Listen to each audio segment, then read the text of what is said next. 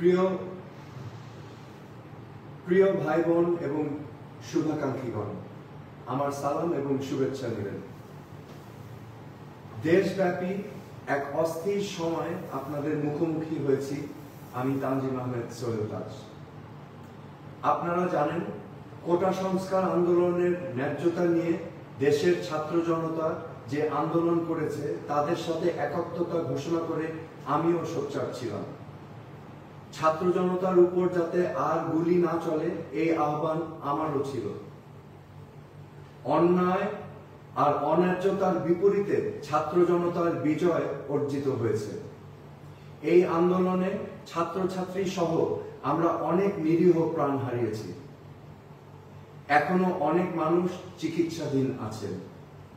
কিন্তু বিজয় পরবর্তী দেশ জুড়ে নানান প্রতিহিংসামূলক কর্মকাণ্ড এবং সুযোগ সন্ধানীদের তাণ্ডব দেখে লাখো কোটি মানুষের মতো আমিও ব্যথিত। এই হত্যাযজ্ঞ আর ধ্বংসাত্মক কার্যকলাপের জন্যই কি ছাত্র জনতা রাজপথে নেমেছিল? দেশের সম্পদ ঐতিহ্য ধ্বংস করে আমরা নতুন প্রজন্মকে কি বার্তা দিচ্ছি? একজন সাধারণ নাগরিক হিসেবে আমি তীব্র প্রতিবাদ জানাই যারা ধানমন্ডির ৩২ নম্বরে বঙ্গবন্ধুর বাসভবনে অগ্নিসংযোগ করেছে। বঙ্গবন্ধুর ভাস্কর্য ভেঙে দিয়ে আমাদের কতটুকু লাভ হলো? আইন শৃঙ্খলা রক্ষা বাহিনী অন্যায় করেছে, তার নিরপেক্ষ তদন্ত হোক, এটা আমরা সবাই চাই। কিন্তু সবাইকে কেন আমরা প্রতিহিংসার মুখোমুখি দাঁড় করাচ্ছি? আইন শৃঙ্খলা রক্ষাকারী বাহিনী ছাড়া কোন সভ্য সমাজ পরিচালনা করা সম্ভব না, এটা আমাদের মনে রাখতে হবে।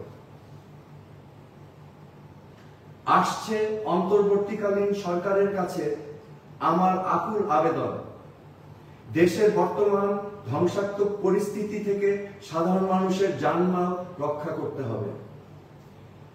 গেল কদিন দেশের নানা প্রান্তে ভিন্ন ধর্মের মানুষদের মন্দির গির্জায় আক্রমণ হয়েছে। অনেকের বাড়িঘর জ্বালিয়ে দেওয়া হয়েছে। অনেক মানুষ নিহত আর আহত হয়েছে। এর মধ্যে আওয়ামী লীগ সহ অনেক রাজনৈতিক প্রতিপক্ষ রয়েছে, তাদেরও ঘরবাড়ি জ্বালিয়ে দেওয়া হয়েছে। সেই সাথে অনেক নিরীহ কর্মী প্রতিহিংসার শিকার হয়েছে। চারদিকে এক থমথম অবস্থার মধ্যে কি করে আমরা বসবাস করব? সরকার প্রশাসন সহ আওয়ামী লীগের যেসব নেতাকর্মী দুর্নীতি, হত্যা, গুমের সাথে জড়িত, তাদের আইনের আওতায় আনতে হবে। কিন্তু তার পাশাপাশি একজন নিরীহ কর্মীরও এই দেশে বাঁচার অধিকার আছে, এটা আমাদের মনে রাখতে হবে। যে সংস্কারের জন্য আন্দোলন হয়েছিল তার দিকে নজর দিতে হবে। আমাদের মত ভিন্নতা থাকবে, ভিন্ন মতকে কথা বলার সুযোগ দিতে হবে। আন্দোলনকারী ছাত্র জনতার মতো আমারও দাবি যে দেশে ভোটাধিকার প্রতিষ্ঠিত হোক। সাম্য আর ন্যায্যতার ভিত্তিতে সুশাসন প্রতিষ্ঠা করতে হবে। সুশাসন প্রতিষ্ঠা করতে হলে আইনের শাসন নিশ্চিত করতে হবে। বিচার ব্যবস্থা, জনপ্রশাসন এবং পুলিশ বাহিনীকে রাজনীতির প্রভাব মুক্ত রাখতে হবে। পুলিশ বাহিনী সহ সকল আইন শৃঙ্খলা রক্ষাকারী বাহিনীকে জনগণ বান্ধব পেশাদার বাহিনী হিসাবে প্রতিষ্ঠা করতে হবে। মেধাভিত্তিক সমাজ বিনির্মাণে শিক্ষা ব্যবস্থাকে বাস্তব উপযোগী করতে হবে। দেশের সরকারি প্রতিষ্ঠানগুলোকে রাজনৈতিক ব্যবহার থেকে মুক্ত রাখতে হবে। সাম্প্রদায়িক সম্প্রীতি নিশ্চিত করতে হবে। মানুষের কথা বলার অধিকার সহ সকল মৌলিক অধিকারকে গুরুত্ব দিতে হবে। সন্ত্রাস ও দুর্নীতি মুক্ত সমাজ প্রতিষ্ঠায় পদক্ষেপ নিতে হবে। গুম, হত্যার রাজনীতি বন্ধে আন্তরিক হতে হবে। এগুলোই আজকে আমার দাবি অন্তর্বর্তীকালীন সরকারের কাছে। প্রিয় ভাই বোন শুভাকাঙ্ক্ষীগণ, এই অরাজকতা বন্ধে আমাদের সবাইকে এগিয়ে আসতে হবে। এভাবে চলতে থাকলে বাংলাদেশ পথ হারিয়ে ফেলবে।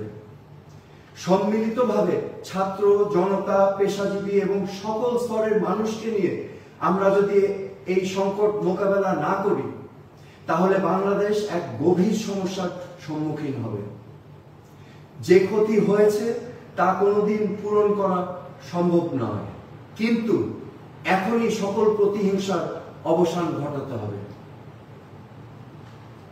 আর যেন আমরা ক্ষতিগ্রস্ত না হই।